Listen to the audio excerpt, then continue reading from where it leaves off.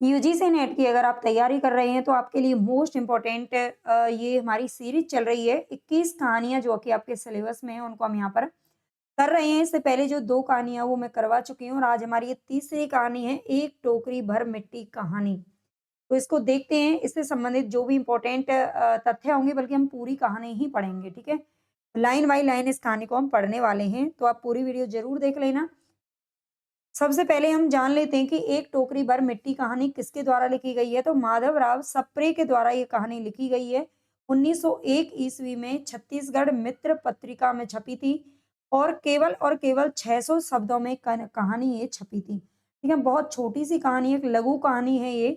केवल और केवल 600 शब्दों में छपी हुई कहानी है। पढ़ने में भी थोड़ी मतलब शॉर्ट में रहेगी, क्योंकि कमी छोटी ही ये कहानी है, ठीक है?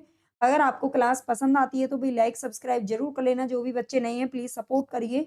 आप लोग अगर वीडियो पूरी देखते हो तो लाइक और सब्सक्राइब आप कर लेते हैं तो देखो मुझे भी बहुत अच्छा लगेगा और मैं आपके लिए ज़्यादा से ज़्यादा मेहनत कर पाऊँगी, ठीक है? तो सबसे पहले तो इसमें पात्र देख लेते हैं। इसमें केवल 2 ही पात्र हैं जो मुख्य हैं, एक गरीब विधवा है और जमींदार है और बुजुर्ग विधवा है ये, इसकी 5 साल की पोती है। इसकी उम्र ज़रूर याद रख लेना, उम्र से क्वेश्चन बहुत बार पूछा जाता है। हिंदी की प्रथम कहानी मान्य है, अगर आपसे पूछ लिया जाए आधुनिक खोजों के अनुसार प्रथम कहानी कौन-सी है? तो ये एक टोकरी भर मिट्टी को माना गया है माधवराव सप्रे जी की, जो कि 1901 में आई थी। जबकि शुक्ल जी के अनुसार इंदुमती को माना जाता है, बच्चन सिंह के अनुसार अलग-अलग माने माने जाते हैं, ठीक है? इसके बारे में भी थोड़ा हम आगे देखेंगे। डॉक्टर गोपाल राय क्या कहते हैं? हिंदी कहानी का विकास भाग फर्स्ट में, ये इनका ग्रंथ है जो इन्होंने लिखा था। इसमें 1900 से इस अपने ग्रंथ में गोपाल राय जी ने कहा है कि 1900 से 1905 की कहानियों में माधवराव सप्रे की एक टोकरी भर मिट्टी पाश्चात्य कहानी की अवधारणा की सबसे अधिक निकट दिखाई देती है। इस कहानी में समकालीन सामंती शोषण का चित्रण दूसरी विशेषता है। ठीक है, ये किसने कहा है? शुक्ल जी, ये गोपाल राय जी कहते हैं। इन्होंने कहा है कि ये जो कहानी है इसमें 1900 से लेकर के 1905 तक की जो कहानियां हैं उन सभी में एक टोकरी भर मिट्टी में पाश्चात्य कहानी की अवधारणा के सबसे अधिक निकट दिखाई देती है और इस कहानी में समकालीन सामंती शोषण का चित्रण किया गया है। भाषा संस्कृत है और संस्कृत या फारसी मिश्रित हिंदी से भिन्न ठेठ देसी हिंदी इसमें दिखाई पड़ती है। ठीक है, तो ये गोपाल राय जी का कथन है, इनको जरूर याद रख लेना। आगे नाम आता है देवी प्रसाद वर्मा जी का। देवी प्रसाद वर्मा और अधिकांश विद्वानों के द्वारा यह सहमति बनी कि ये कहानी हिंदी की प्रथम मौलिक कहानी है, जो कि आदर्शवादी कहानी भी है। ठीक है, ये एक आदर्शवादी कहानी है, ये ध्यान रखना। कहानी से को पढ़ने से हमें ये पता चल ही जाएगा। और हिंदी की प्रथम मौलिक कहानी आधुनिक खोजों के अनुसार कौन-सी मानी जाती है, तो ये भी आप ध्यान रख लेना, इसी को माना जाता है। आगे देखते हैं।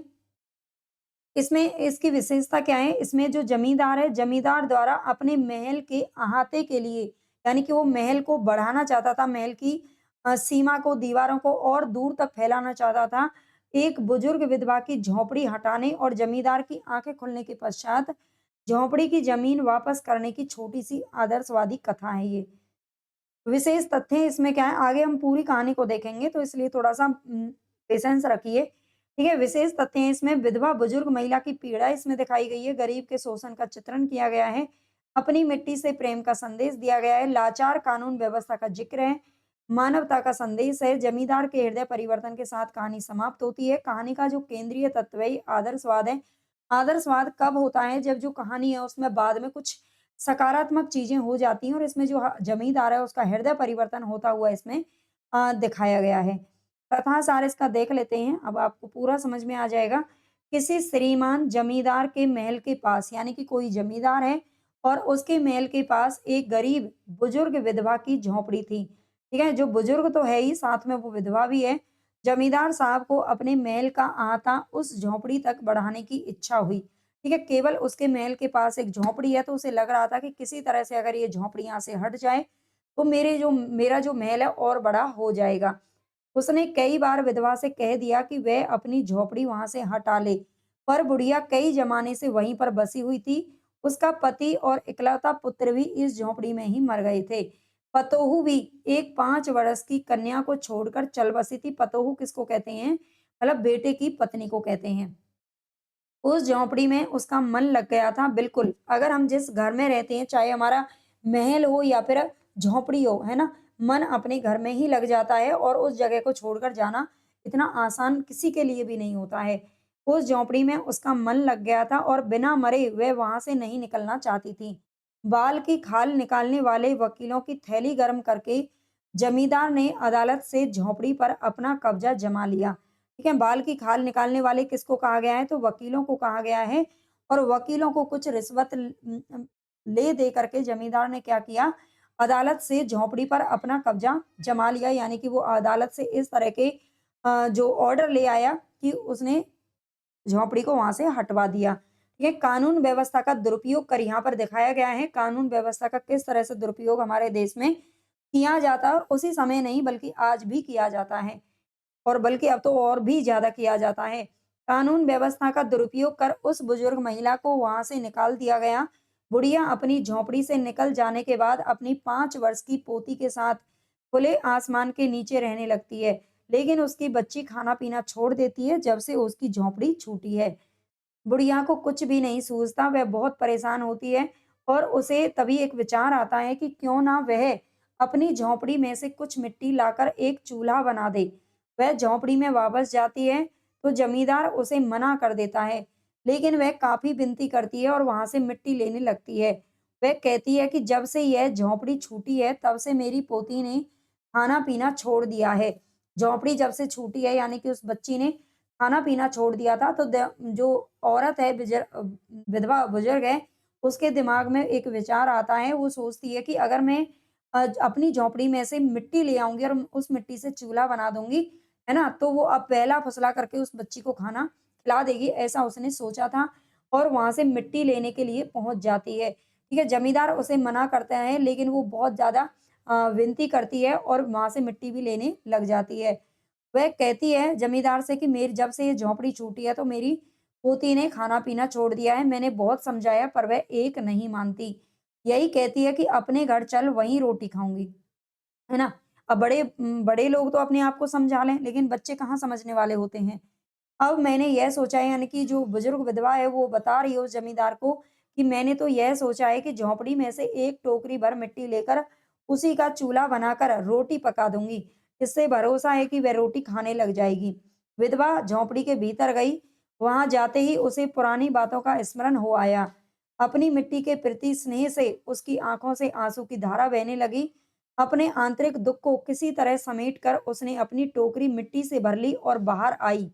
बुढ़िया ने कहा, महाराज आप यह एक टोकरी मिट्टी को उठाकर मेरे सर पर रख दीजिए, क्योंकि जो बुजुर्ग थी उसने मिट्टी से अपनी टोकरी को भर तो लिया, लेकिन वो उसको अकेले उठा पाने में असक्षम थी। इसलिए उसने क्या किया, जमींदार से कहा कि ये टोकरी उठा करके आप मेरे सर पर रख दीजिए। महाराज उसे स्वयं उठाने लगते हैं, लेकिन उनसे वह मिट्टी नहीं उठाई जाती है। एक तो मिट्टी में वैसे भी वजन होता है और दूसरा उसमें इसमें ये चित्रण किया गया है कि महाराज उसे उठा नहीं पाते हैं एक टोकरी भर मिट्टी को। तब बुढ़िया जमींदार से कहती है कि महाराज नाराज ना होइए, आपसे एक टोकरी भर मिट्टी उठाई नहीं जाती और इस झोंपड़ी में तो हजारों टोकरियां मिट्टी पड़ी हैं, उसका भार आप जन्म भर कैसे उठा सकेंगे? आप ही इस बात पर विचार कीजिए। जमींदार साहब धन मद से गर्वित होकर अपना कर्तव्य भूल गए थे।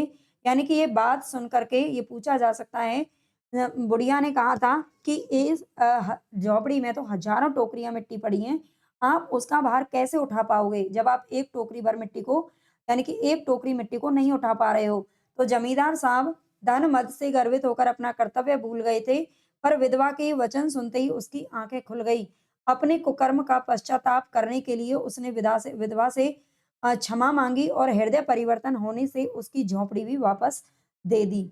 तो यहाँ पर ये कहानी है जो समाप्त होती है। इससे अगली हमारी नेक्स्ट कहानी है इसमें राही। ठीक है, तो उम्मीद करती हूँ मैं यहाँ पर ये कहानी आपको कंप्लीट समझ में आ गई होगी। मैंने इसमें देखो अलग से उद्धरण नहीं रखे हैं, क्योंकि रखने की ज़रूरत मुझे महसूस ही नहीं हुई। इसमें कंप्लीट एक बार में ही कहानी समझ में आ जाती है। केवल 600 शब्दों में ये कहानी लिखी गई है, ये भी ध्यान रखना। पात्र इसमें 2 3 हैं बस। है ना? तो ये छोटी-सी कहानी है, अगर आपको पसंद आई हो तो भई लाइक, सब्सक्राइब ज़रूर कर देना और अ, सपोर्ट करना भई, ठीक है?